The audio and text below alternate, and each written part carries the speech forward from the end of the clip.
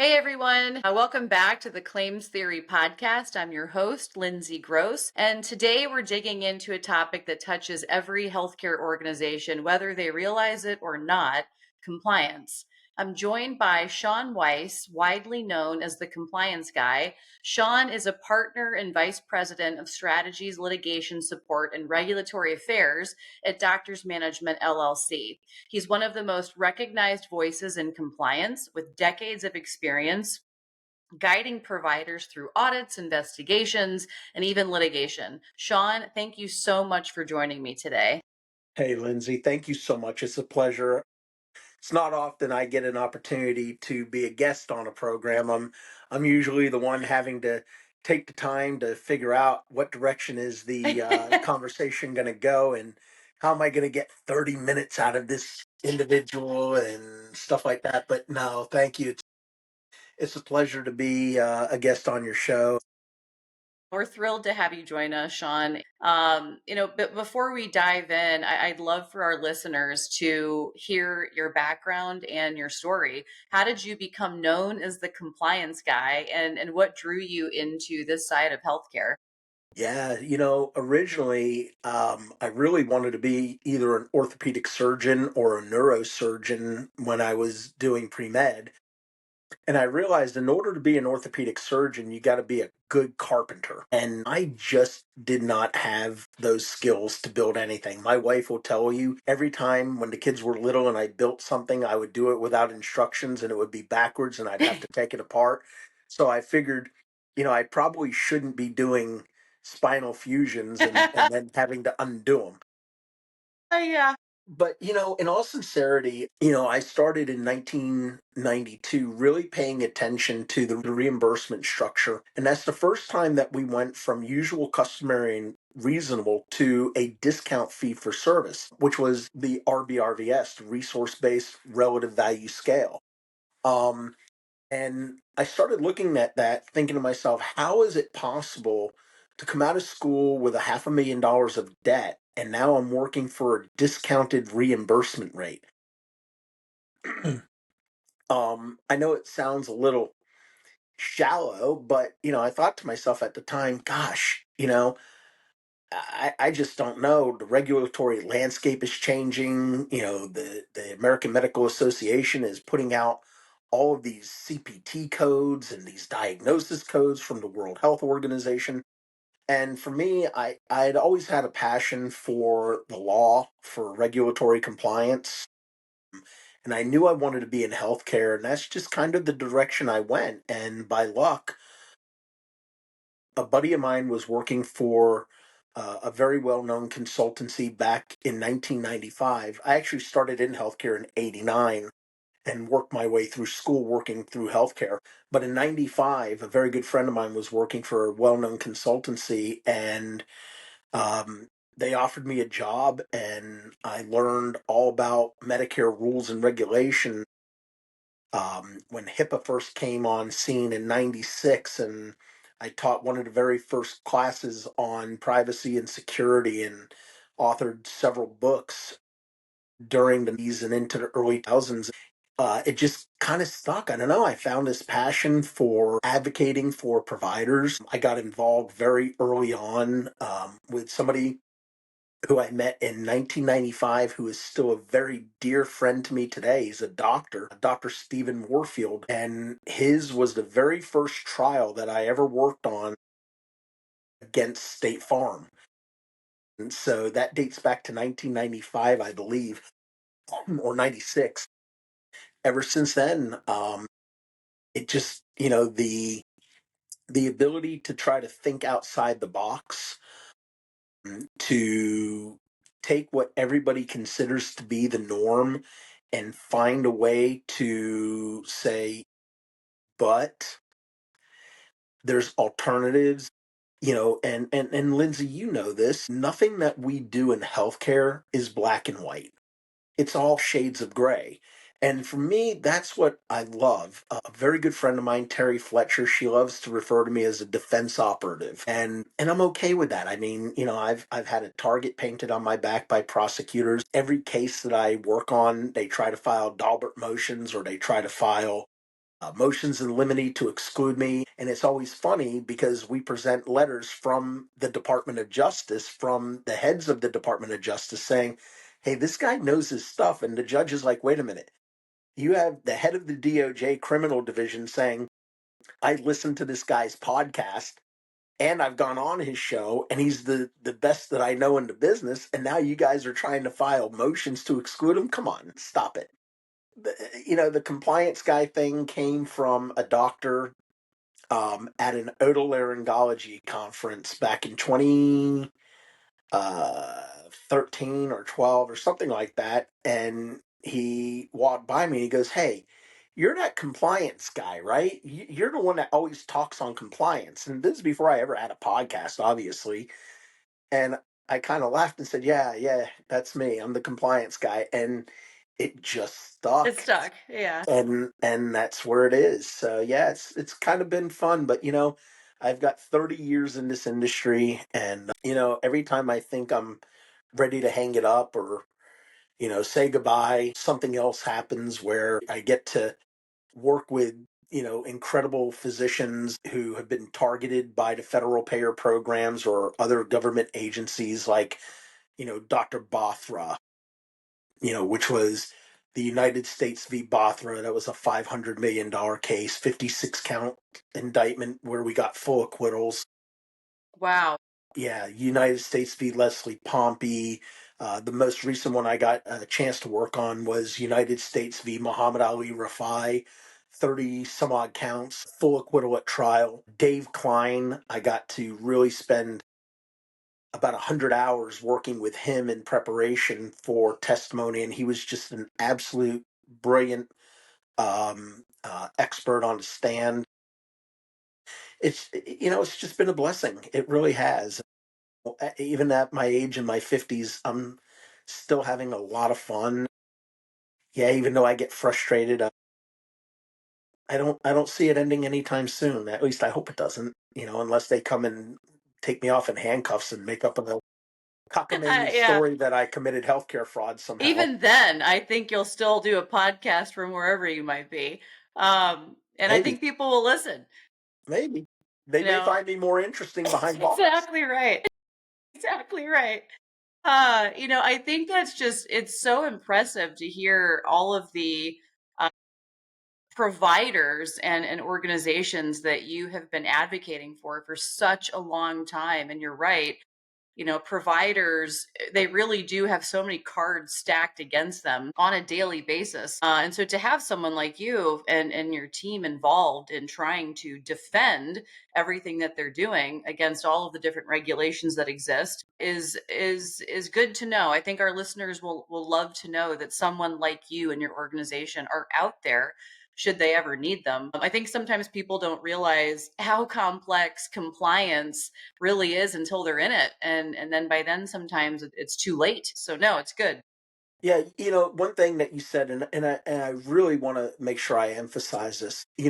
I am just one guy, and I do have limitations in my broadband, I guess you will.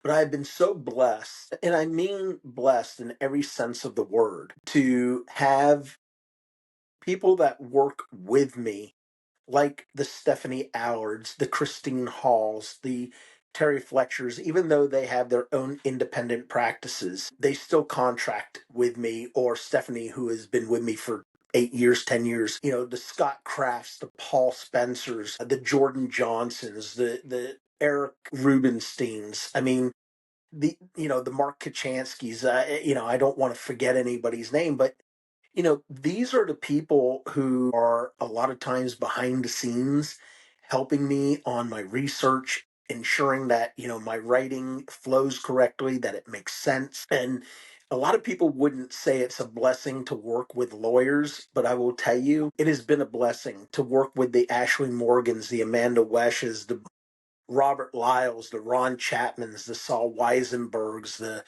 Jonathan Porters of the world. The list just goes on and on and on. The Kenneth Polites of the world, who was the head of the criminal division at Main Justice. I mean, it has. I tell people all the time, sometimes it's better to be lucky than it is to be good. Hmm.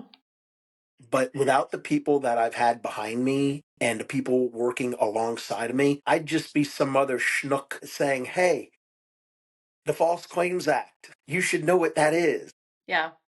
And it's these guys and ladies that really have propelled me to where I am. And, I don't forget where I come from or who's helped contribute to, getting me to where I am. So, I just want to make sure all those people, and if I forgot any of you guys, I'm sorry.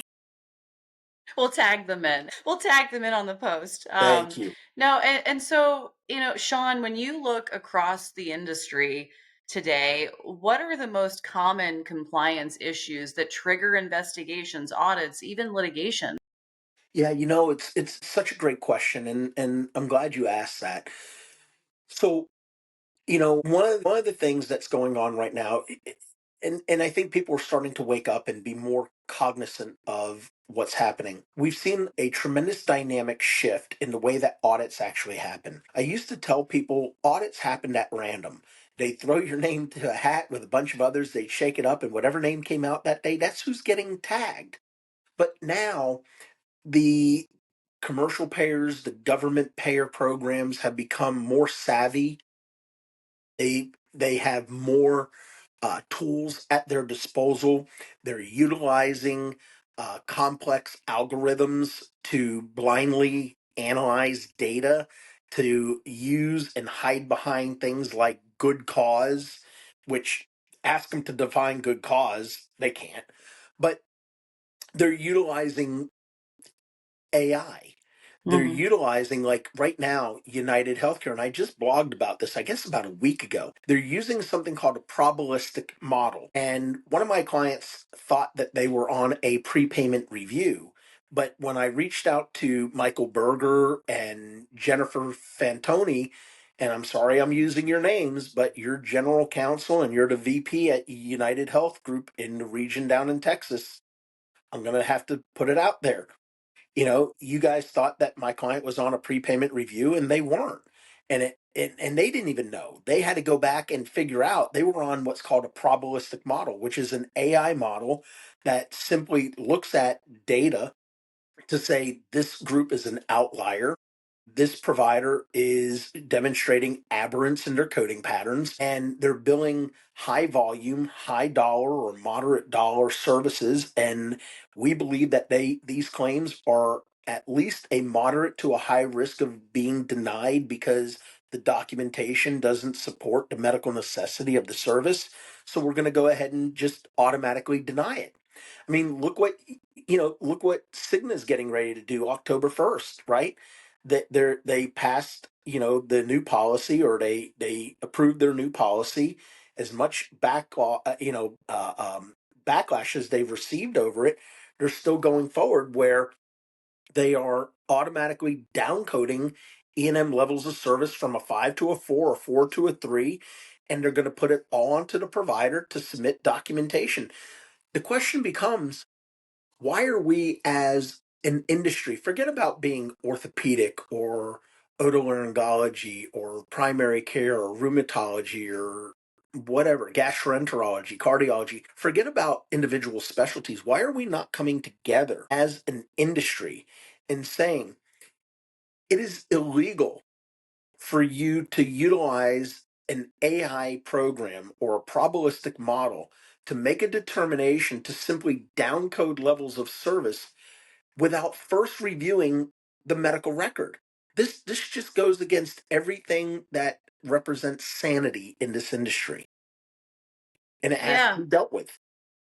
Yeah, I think that's a really good point. I think, oftentimes when providers or even those on the periphery hear of, major audits and even providers that end up in litigation, you automatically equate that to some kind of bad intent somewhere. But that's not always the case at all. And to the point that you just made, the payers have a lot of different tools out there, especially newer technologies. Absolutely, AI is involved, and so the rate at which they can process these algorithms, these new programs, and target providers is almost impossible for providers to keep up with. And even the requests that come in for Yeah. providers to provide information is administratively burdensome before it gets to a really nasty phase, but just Yeah. the beginning stages of those audits, Well, think about administratively burdensome. HCC audits, right? Think about your hierarchical coding convention audits, where it's 600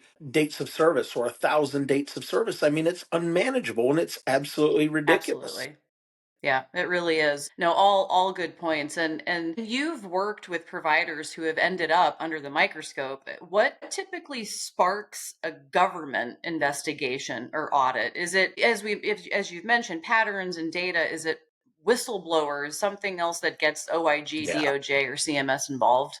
Yeah, again, another great question. So, yeah, key TAMs are the leading reason for investigations, right? Whether it's an OIG invest. Now, you do get the Unified Program Integrity Contractors, the UPICs. You do get the Medicare Administrative Contractors or CMS making referrals to the Office of Inspector General.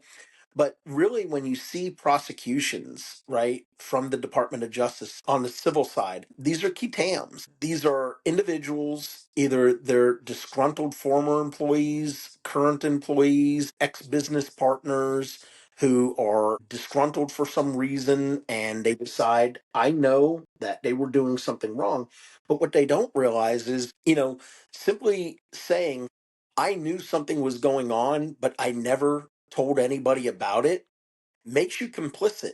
And it actually could backfire on you in a trial because a good defense attorney is going to say, so let me get this straight.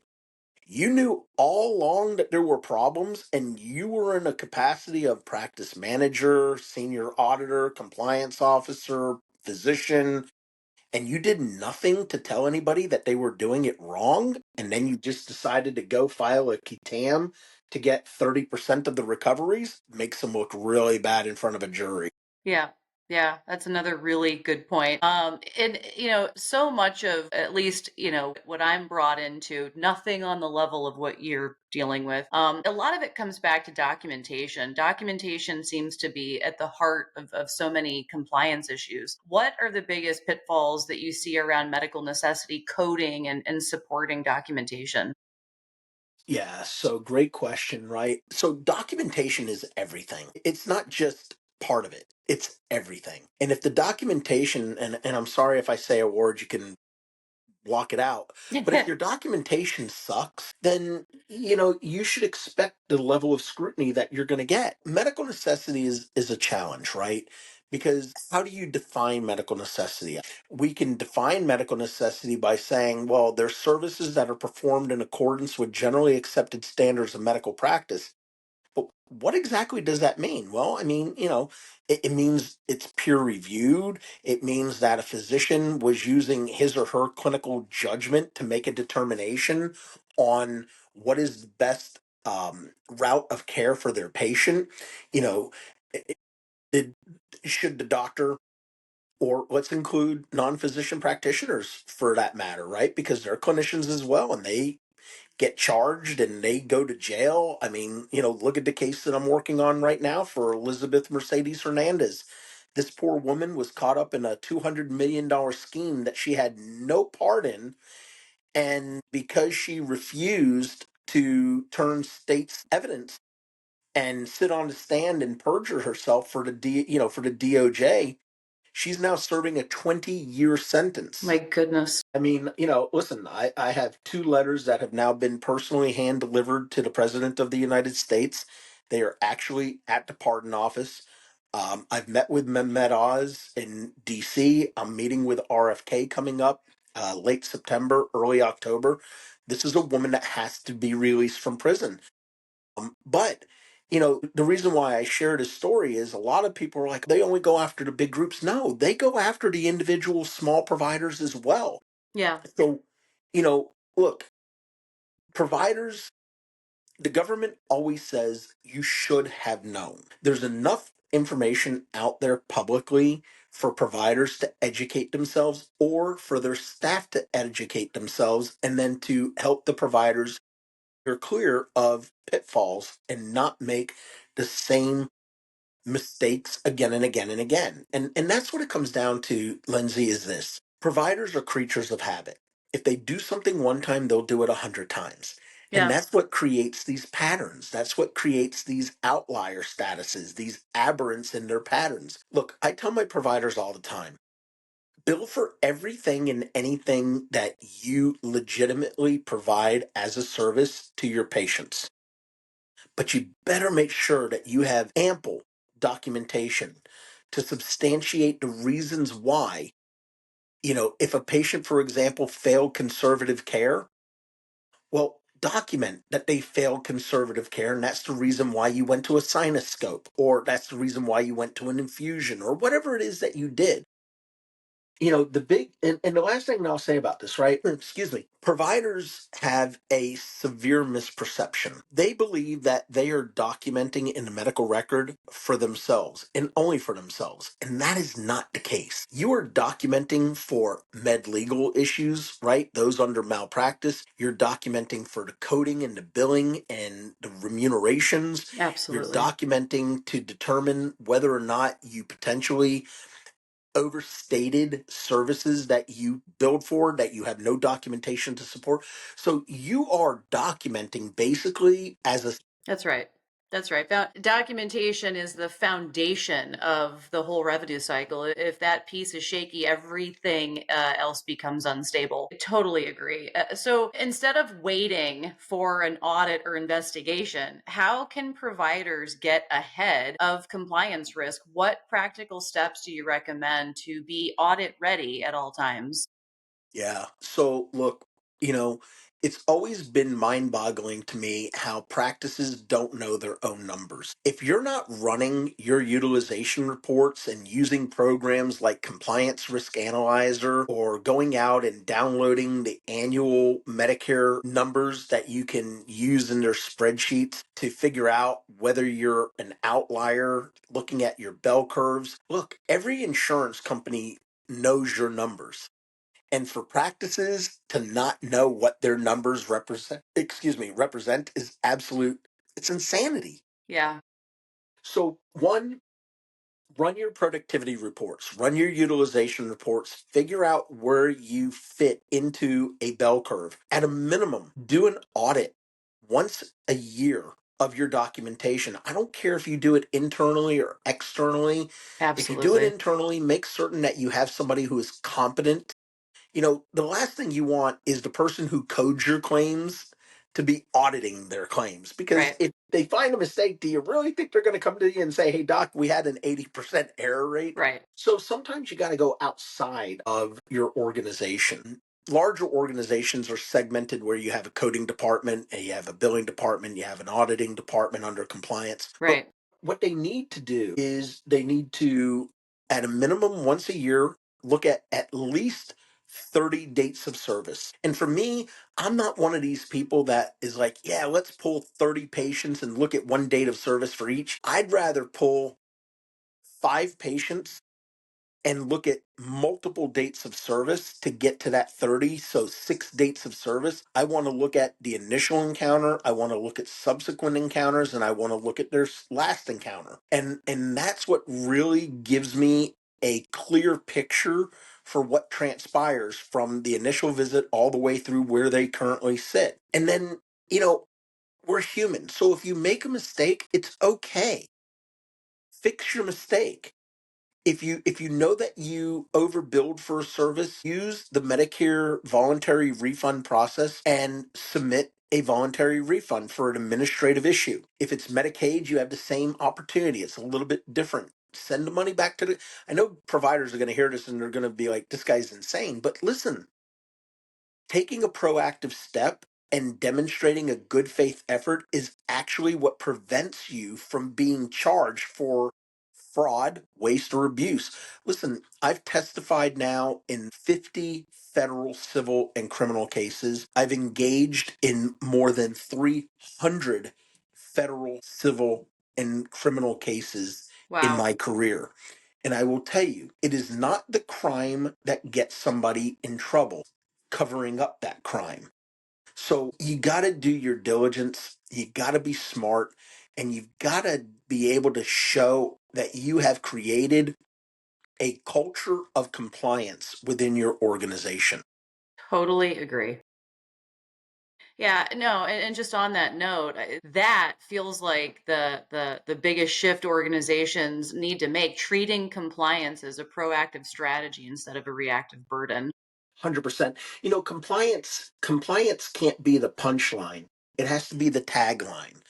And for me, you know, I have a lot of groups that reach out to me and say, "Hey, I had ABC company build me this corporate compliance program 5 years ago, 10 years ago, whatever. We've not updated it. Could you take a look at it?" And they send me this document in like a share file or SharePoint, and it's like 500 pages of junk. And it's like stuff that they would never use for their specialty or their size of their practice. And I gave a lecture on, what is today? Wednesday? Tuesday. I was in Kansas City and I was giving a lecture there. And one of the things that I told the audience was, look, you can build a very powerful corporate compliance program in 10 pages or less. You really can't. You need to allow driving the ship forward for you are your policies. It's your policies, it's your SOPs, your standard operating procedures. That's really the meat of a compliance program. The compliance plan itself, it's a static document. It's not going to change unless there's a life event where you're changing from this type of entity to that type of entity, or S Corp to C Corp, or LP to LLC, or whatever, or PA. So, compliance, it's got to be an absolute in the organization, and it has to start at the top of the food chain, and it has to trickle all the way down to the lowest person on the totem pole, because that's how you demonstrate a culture of compliance to all payers that want to look under the hood. That's great advice, and I love that, the culture of compliance. 100% agree with that. So as we look ahead to the future, how do you see compliance evolving? Will AI and automation reduce risk, or will they create new and different kinds of challenges? I think AI is going to create a significant amount of risk for the medical practices. I have a lot of AI groups that are reaching out to me and they're like, "Hey, I just read your article on this. I agree with you, but hey, here's some things that we wish you wouldn't say. Get over it." I'm going to say what I'm going to say because it's the right thing to do. For me, I think AI poses a lot of risks, right? Because of hallucination rates. I have a very good friend, Ron Chapman. He's a tremendous white collar criminal defense attorney. He's absolutely incredible. And I owe him a lot because he's really one of the guys that brought me along in the world of expert cases to get me to where I am. And one of the things that I did, and he was really angry with me, but I thought it was funny. I took an indictment that he had sent me, and just for kicks and giggles, I ran it through AI. And I said, "Give me everything you can as to the reason why these 18 counts of an indictment are wrong. And give me cases that line up to match this where Ron Chapman was the attorney." And I didn't even bother reading it. It just produced this document and I sent it to Ron and I get this phone call. And I hope he listens to this podcast because he called me and he goes, "Hey, buddy." He goes, "As a friend, can I give you some advice?" And I said, "I know exactly what you're going to say." He goes, "Don't ever use AI again, because it's garbage at this point right now for what we need to do." Now, there's a lot of great AI models out there for validating data, for segregating data, for doing a lot of these different things. But the hallucination rates when they're giving you websites to go to, they're giving you citations. If you actually go back and put those in to your URL, you'll see the Absolutely. majority of them don't even work. They don't Yep. even come up, or it's for something that doesn't even make sense. So for Right. me, I stay away from AI. I would say 99%. I'm sitting down and I'm thinking, God, I really want to write about something important this week. So I'll type in, to an AI model that a friend of mine has built, and he's allowed me to kind of play with it. And it's not something that's on the market, but I'll type in, What press releases from the OIG, DOJ, CMS have been released this week that tie directly into regulatory compliance. And then it will give me a hit on articles, and then I can pull those, and then I just start writing. So there is a place for AI. I have a lot of physicians telling me AI is really helping them in diagnosing. But there was a big article on colon cancer screening, and providers relying on AI, but there was a 6% error rate. That really, people were like, oh, 6%, but it led to thousands of people being misdiagnosed for colon cancer. That's a huge problem. Look, I think AI is going to get there. My hope is it's long after I retire, but I do think AI poses significant compliance risks for us right now. And gosh, I hope people don't get mad at me for saying this, but using and relying on AI exclusively, I think is dumbing down our society. I think it's posing a lot of risks because if I go back and I cross examine somebody, or I write a cross examination for an attorney that I'm working with, and it's on a paper that they authored, an article that they put out there, and we try to get them on cross examination to explain their position, and they're like, and the first question becomes, did you use AI to write this? Interesting. Very interesting.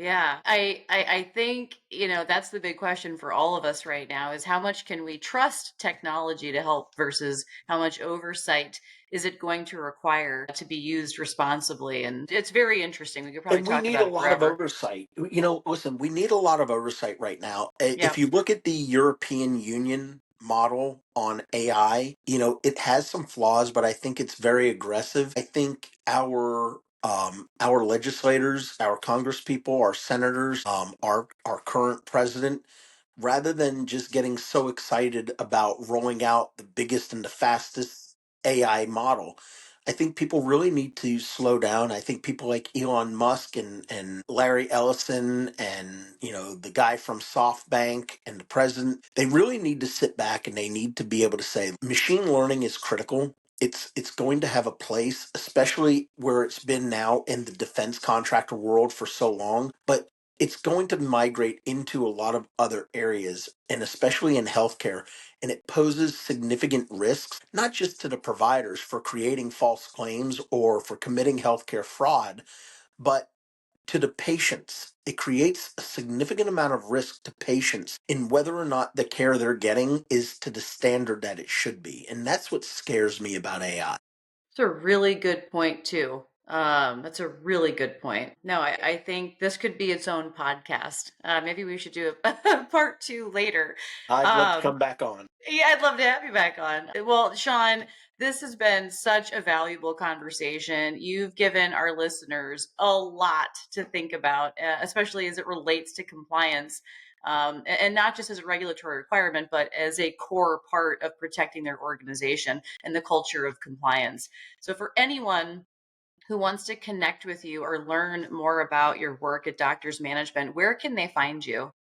Yeah, I think the best place to find me is on LinkedIn. I blog 3, 4 days a week. The podcast is on there as well. But you can always go to www.thecomplianceguy.com. That's my website. It always has a lot of information on there. If you need help along the way, you can contact me directly there. But LinkedIn is the surefire way to get my attention. Perfect. Yeah. Well, thank you so much. And to our listeners, this is part of our compliance month here at Claims Theory. So thanks for listening, and we'll be sharing more insights and strategies all month long. Stay tuned. Thanks again, Sean. Appreciate it. Thank you, Lindsay.